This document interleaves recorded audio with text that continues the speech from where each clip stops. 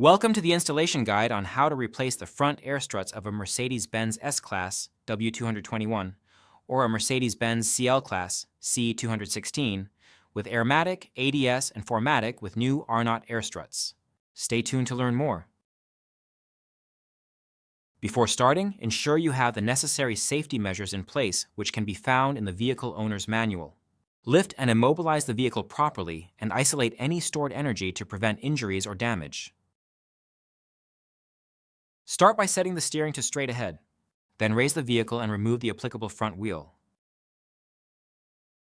Now locate the air strut's wiring block inside the wheel well. Then remove the metal retaining clip and the two electrical plugs. Cut the cable tie and remove the wiring bracket from the air strut. The next step is to loosen and remove the lower mounting nut. Then separate the lower ball joint from the lower control arm. Now loosen and remove the air line from the top of the air strut as well as the three top mounting nuts.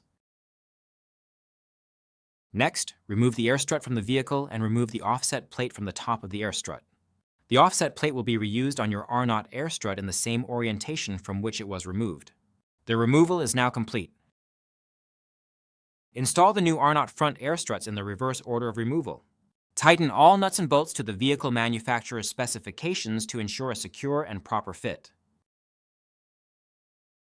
Ensure proper inflation of the air struts per manufacturer's prescribed procedure.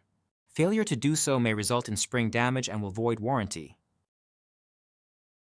Thank you for following our guide on replacing the front air struts of a Mercedes-Benz with Arnott parts. Proper installation ensures the longevity and performance of your vehicle's suspension system. Stay safe and happy repairing.